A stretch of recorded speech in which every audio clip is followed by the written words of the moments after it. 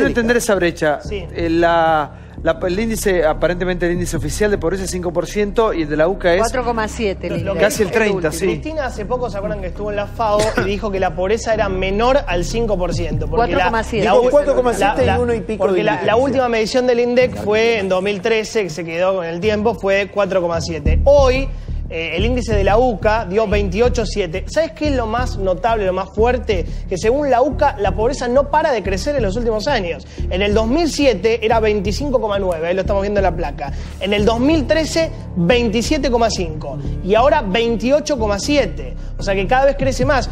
¿Qué dice la UCA? Que una familia, para no ser pobre, necesita 5.700 mangos.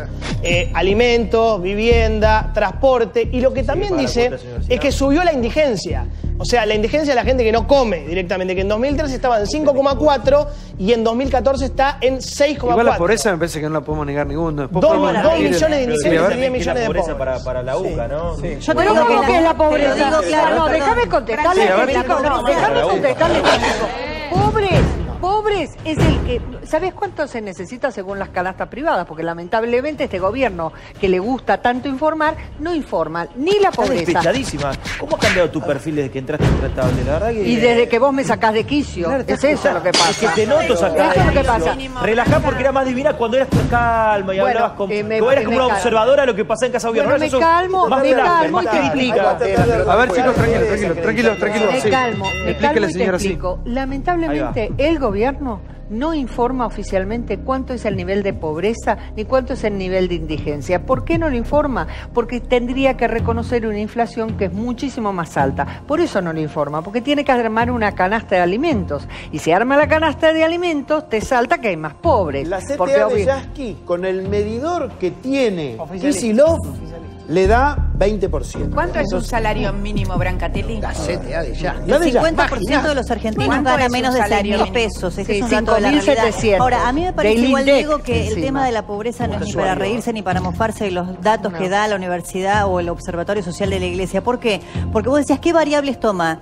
Justamente eso es lo más interesante, que la pobreza tradicionalmente se medía por el nivel de ingreso de los ciudadanos. Ahora es mucho más interesante la medición, porque no se basa en el nivel de ingreso, sino en las condiciones de vida. Y lamentablemente lo que muestra es que nuestros compatriotas, que hay muchos argentinos hoy en este momento, mientras nosotros estamos acá, que no tienen acceso al agua potable, que no tienen acceso a alimentos seguros, que no tienen acceso a condiciones de hábitat medianamente dignas, que no tienen acceso a calefaccionarse con temperaturas bajo cero, que no tienen acceso a la educación, que no tienen acceso a la salud. Eso miden para saber cuándo una persona es pobre. A ver, Alex, sí, se voy.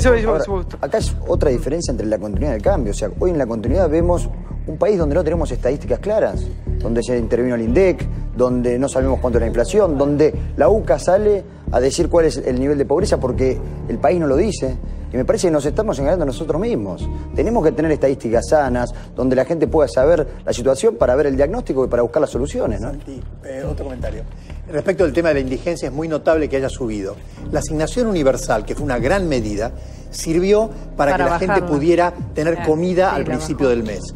Pero la inflación fue erosionando esa asignación universal y por eso la gente indigente hoy en día no tiene comida. Primero. Segundo, además del ingreso, hay muchos otros datos de la pobreza. El drama de la educación. Una economía que hace 3 años que prácticamente no crea empleo privado. Por lo tanto, a los chicos no pueden conseguir, los jóvenes, y no pueden aportar dinero a sus casas. Entonces, no es solamente esta discusión, no es solamente esta discusión, sino que es la discusión de cómo la economía está integrando o no. Y este, de vuelta, es el gran desafío para el futuro. Sí, bueno, yo quiero aclarar algunas cosas. Antes se dijo, el gobierno sale a atacar el dólar. Sí, esta es la diferencia entre una crónica periodística y una función de gobierno. Nosotros tenemos que salir a atacar el dólar, que sube. Primero, básicamente por especulación. También hay expectativa, como parte de la especulación, en un mercado que representa el 1% del total de los dólares que se negocian en el año entre exportaciones e importaciones. No me vas a negar que hay atraso del tipo de cambio. Pero lo que digo también es, mira, es entre 150.000 millones de dólares, que es lo que se exporta y lo que se importa, 3.000 millones de dólares al año es la representación de algo absolutamente mínimo que no puede haber esa disparidad salvo especulación, que hay que atacarla. Y lo otro que quiero decir es... Para un minuto, Gustavo, pero no me quiero ir del tema, Sí. Yo digo, entre un 5% y un casi un 30% puede haber un punto en el medio, y me parece que nos toman a los argentinos como boludos. Porque en definitiva me parece que es un dato que nos merecemos conocer todos, sea cual sea. En la vida, ante todo, la verdad. El índice es tal y no se puede negar. Yo no sé si es el 20 y pico, casi el 30 o es el 5, no lo sé. Ahora, me parece que en el medio tiene que haber un número que represente la realidad y que sea un número que sea cierto, que no opere para ninguno, porque cada índice que se da le sirve a uno u otro y a través de eso se campaña. Pero Santiago, déjame, si no me dejas sin palabras. Vos opinás y me dejas sin palabras. Yo soy conductor del programa, lo que el Papa nos dijo al mundo esta semana pasada es que para hacernos cargo de la cuestión de la pobreza hay que hacerse cargo de la cuestión de la riqueza.